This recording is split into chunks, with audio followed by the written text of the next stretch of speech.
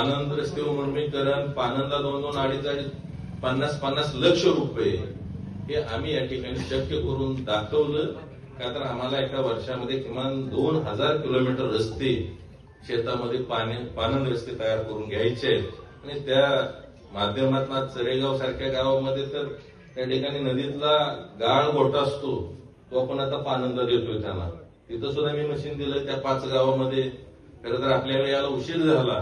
त्याला कारण आहे, शेतळवाडीची मंडळी म्हणली आम्ही नुसतं त्यांना सांगायचो आम्हाला ही उचलाची परवानगी द्या, मशीन बी आमचं लावतो, वाहनं बी आमची लावतो.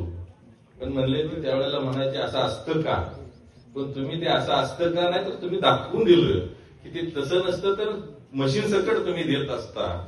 अशा पद्धतीनं ते म्हटले जर काम असेल तर आम्ही सुद्धा तुमच्या बरोबर असणं गरजेचं आहे. आम्ही काय विधानसभेला तुमच्या बरोबर नव्हतो तरी सुद्धा या ठिकाणी कामाची पद्धत बघून आम्हाला वाटतं की आम्ही सुद्धा भारतीय जनता पार्टीला आमची गरज आहे. कारण येणारी जिल्हा परिषद पंचायत समिती भारतीय जनता पार्टीची झाली पाहिजे. आणि त्या अनुषंगानं खऱ्या अर्थानं जसं केंद्रामध्ये सरकार आहे, राज्यामध्ये सरकार आहे, तोच कारभार या ठिकाणी ग्रामपंचायत पर्यंत झाला पाहिजे. या भूमिकेतनं आम्हाला आज तुमच्या हस्ते प्रवेश घ्यायचे. सातारला कमीत कमी 150 लोक आले होते, मतदान आहे 700. तर 150 लोक आल्यावर मतदान किती पडेल लक्षात घ्या.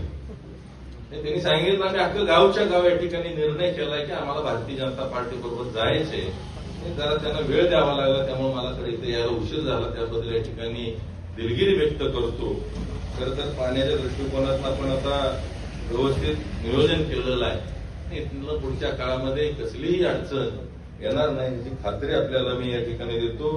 आमचे शेरू काका असतील, त्याच पद्धतीनं या ठिकाणी वेताळ पैलवान आहेत, आमचे दत्ता शेलार आहेत.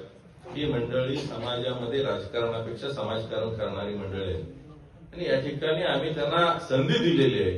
आणि या संधीचं सोनं करणं हे फक्त तुमच्या हातामध्ये आहे. तुम्ही देणाऱ्या एका मतामध्ये आहे. आणि 100% ताकदीनं तुम्ही त्याचा विचार करा अशी अपेक्षा व्यक्त करतो. आजच्या या सभेच्या निमित्ताने या ठिकाणी या जिल्हा परिषद गटाचे माजी जिल्हा परिषद सदस्यांचे सभागृहातील जिल्हा परिषदचे माजी सहकारी निवासरावजी थोरात या ठिकाणी उपस्थित आहेत. पैलवान संतोष वेताळ आबा उपस्थित आहेत. कामगार नेते नवनाथ पाटील, तसंच बबनराव पवार दादा, सुरेश पाटील चेअरमन, अमोलजी पवार, केएम शुगरचे संचालक अमित पवार भाऊ, पैलवान जालिंदर चव्हाण, तुकारामजी नलवडे, सीमाताई घारगे, महेशजी चव्हाण, केएम शुगरचे संचालक, तसंच युवराज साळवी, विकास पवार, ही सर्वच मंडळी आज या ठिकाणी उपस्थित आहेत. खरं तर आपल्या गावामध्ये सुद्धा मागच्याच महिन्यामध्ये तुमचे विकासजी असतील या सगळ्यांनी प्रवेश केला. आणि त्या माध्यमातून या ठिकाणी या गावामध्ये सुद्धा एक चांगली ताकद भारतीय जनता पार्टीच्या पाठीशी उभी राहिलेली आपल्याला पाहायला मिळते. त्यामुळं ज्यांनी अपक्षकडे जरा सुमार केला असेल त्यांना सुद्धा समजून सांगा की बाबा रे, कार्यकर्त्यांची भूमिका अशी असणं गरजेचं आहे की गावाला विकासाच्या दिशेनं कोण घेऊन जाईल आणि त्या दिशेनं घेऊन जाणं हे कार्यकर्त्याचं काम असतं.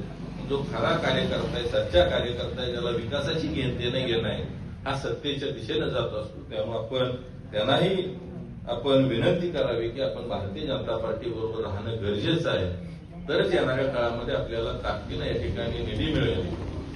तुम्ही जे 44,000 मताचं लीड मला विधानसभेला दिलं, त्यामुळे मी आज कुठल्याही मंत्र्याकडे गेलो तर माझं काम कुठलंच थांबत नाही. 5-5, 10-10, 50-50 कोटी तर कोपर्डे काशीड पुलाला 50 कोटी रुपये आणले. उमरज सेगमेंटल ब्रिजला 125 कोटी रुपये आणले. ते का मिळाले तर इथं भारतीय जनता पार्टीचा आमदार मोठ्या मताधिक्यानं निवडून दिला म्हणून मिळाले. आज झालं पण ते कालचं रिपोर्ट कार्ड आजपर्यंत आहे 7 तारखेपर्यंत. 9 तारखेनंतर नवीन रिपोर्ट कार्ड चालू होणार. ज्या जिल्हा परिषद गटामध्ये तुमचा जिल्हा परिषद सदस्य असेल आणि त्या गटाला चांगल्या पद्धतीचा निधी या ठिकाणी इथून पुढच्या काळामध्ये मिळेल. कारण भारतीय जनता पार्टी अशी पार्टी आहे जिथं उगवल तिथंच फिरती, उगे खडकाव पेरायला अजिबात जात नाही. त्यामुळे आता 3.5 वर्ष पुन्हा हेच रिपोर्ट चालणार आहे, लक्षात ठेवा. कारण पुन्हा इलेक्शन आहे डायरेक्ट लोकसभेच, आधीमध्ये इलेक्शन नाही. त्यामुळे विकासाची ही गती जर आपल्याला कायम ठेवायची असेल तर या ठिकाणी या तिन्ही उमेदवारांना चांगल्या मोठ्या मताधिक्यानं येणाऱ्या 7 तारखेला कमळाच्या समोरील बटन दाबून विजयी करायची अपेक्षा व्यक्त करून थांबतो. जय हिंद, जय महाराष्ट्र.